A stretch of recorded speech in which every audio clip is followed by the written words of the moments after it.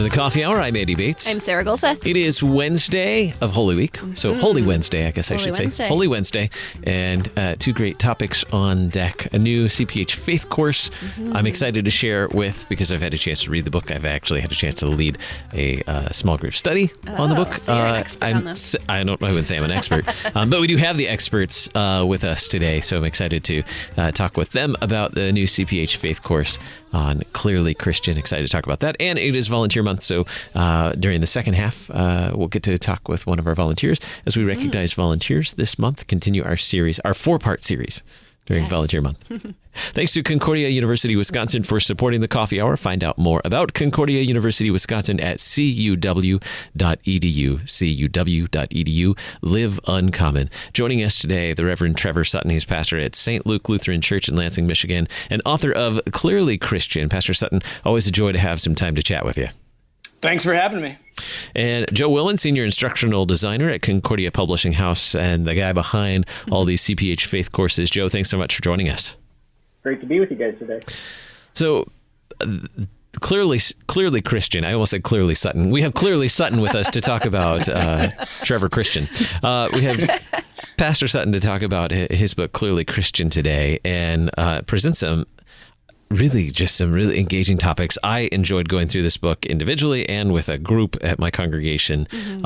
So it's really fun to get to talk with Pastor Sutton about it. Why is it important to be clear about who we are and what we believe today? This is, I just love digging into this in this book. Pastor Sutton, why? I think it's incredibly important that we are clear. And the book begins by talking about sort of how do we describe the world around us? What if we had to pick one single word to talk about modern life, what would it be? And I'm convinced that the word confusion is that word. That we just look around us and the world is utterly, profoundly confused about everything, sort of what is true, what is not true, what's real news, what's fake news, what do I believe, what do I not believe, all these different things. That's just the air we are breathing is confusion. And I've seen that in so many different ways creep into the Christian faith, into the church, where now people are utterly confused. What does it mean to be a Christian? What does it mean to follow Jesus? What's in the Bible? They're just lost. What leads to this confusion and the quote-unquote half-truths that you talk about? So this is going to sound strange, but I think what leads to that confusion is ultimately sin. And what I mean by that is in the garden, the serpent said, did God really say what he said? And just that tiny little word, really, did God really say that? I think that's where confusion enters in. And confusion, that word, it comes to us from Latin, and it gives this image of mingling things together. And so the image in my mind when I was writing the book is if you drop a little bit of ink into water, what happens is that ink just spreads and spreads and spreads so that these two substances, ink and water, suddenly get confused and you can't see the clear water, you can't see the ink itself. It's just a confused mess. So I think that sin and confusion go together. And from that beginning, did God really say that these half-truths and confusion and uncertainty, all of these things have crept into our life and into our faith and our world, so that it's really hard to know what is true, what is not true, what's fully true, what's half true. What does it mean to be clearly Christian?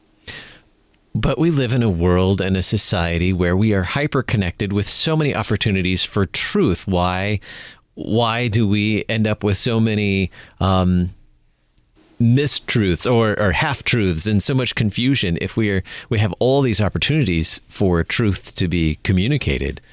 We have so many ways to be hyper-connected. Social media, we can call anyone on a phone instantly, but who uses phones these days? I don't. At least not to talk to people. That makes phone calls? I know. Oh. This device actually makes phone calls. I get it. Yeah, so A rarely known feature. we're so Yeah, we call it a phone. rarely used feature. Yeah. But, does that even, that probably, we just probably demonstrated why we have so much confusion. Well, why so much confusion in a day and age where we have so many opportunities to connect, to engage? Why does this persist? We call it the information age, and in a sense, it really is. If you think about how did we access information 50 years ago, it's totally different. I mean, people would buy sets of encyclopedias, and if they had a question, they'd have to consult one of those volumes of the encyclopedia, and if the question they had wasn't in there, then the next thing would be to wait for the library to open, hope that the library had the information you wanted. But now, I mean, I'm sure we've all had this experience. You're out with friends and somebody asks an obscure question and everyone pulls out their phone instantly and says, oh, well, here you go. Here's the answer within 5 seconds. So we are in this information age. But in the same sense, it's become the age of misinformation for several different reasons. But I really think that modern technology, digital technology, has made it really, really easy for us to be reactionary, for us to be extremely quick with our pushing send or pushing print or publish, whatever that is, so that we don't really spend much time vetting information, reflecting on information, examining it deeply. So we have all this information, and it makes us kind of lazy with how we really go about establishing what is true and not true. That's because we click send or publish before we edit. We publish, then edit is how we function Edit today. That's great. And if it's exactly on the internet, right. it's on the internet. One of my favorite articles, it was an April Fool's article, and it said, we don't think people read anymore. Read this article, and then if you've read it, please do not comment on this article. And there were 500 comments about, of course I read 50 books a year and all this stuff. And it just proved the point that, nope, we read the headline and we go comment right away. Yeah, that was a great one. Absolutely. We all have an opinion. So we have all these great resources and to help us be informed and to help truth persist over mistruths or half-truths. And one of those new technologies is the use of CPH faith courses. Joe, when you read Clearly Christian, how did you want this faith course, this online CPH faith course, to help us engage the issues of truth and confusion? We'll get into how Trevor wanted to do that as well. But Joe, what were you aiming to do with this faith course? Yeah, so as Trevor said before, we live in an age of misinformation.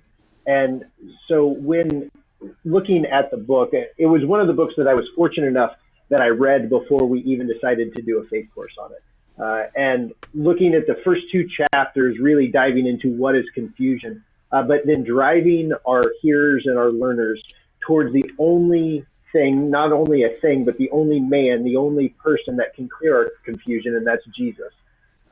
So that was the joy in reading the book, but the whole emphasis of what you're driving people towards as they look for true clarity in the world. But that only place that they can find that clarity is in the God-man of Jesus. And Trevor, how did you want to have this faith course help engage your readers and maybe people who haven't actually read the book just yet with the issues of truth and confusion? One of the things I love about the faith courses, and I've been fortunate to work with Joe and CPH on several of these, I really love the way that they are bringing digital technology into this and making it extremely accessible. So I'm a parish pastor, and I work with a lot of my different teachers in the congregation, lay people leading Bible classes. And one of the biggest challenges they have is feeling like they don't have the resources they need to lead this class. And the faith courses makes it so accessible for anybody, whether you're a professional church worker or a layperson leading this class. It really makes it kind of easy and accessible in a way that you can have confidence in taking a group through this study. So that's been the thing I've loved in seeing the faith courses rolled out and seeing how people are able to use them. It's a blessing to the church. What kind of extra tidbits will people get out of the faith course? In addition, maybe if they've already read the book, why would they want to also go through the faith course? They get to see me for a long time. They won't get to see you as long as I got to stare at your face editing. One of the great things about the Faith Course is if you look through the end of each one of the chapters, there'll be a little excursus at the end of that. And so what you're going to get as you go through this as a kicking off point of your discussion with your group is 3 to 5 minutes of Pastor Sutton really diving into that excursus at the end of each chapter, really getting to hear him explain it in different words than what he uses inside of the chapter. It allows him to go a little bit deeper into that concept and really get you primed and prepped for the discussion questions that are headed right in front of you. So, Joe, how do we get this CPH Faith Course Clearly Christian?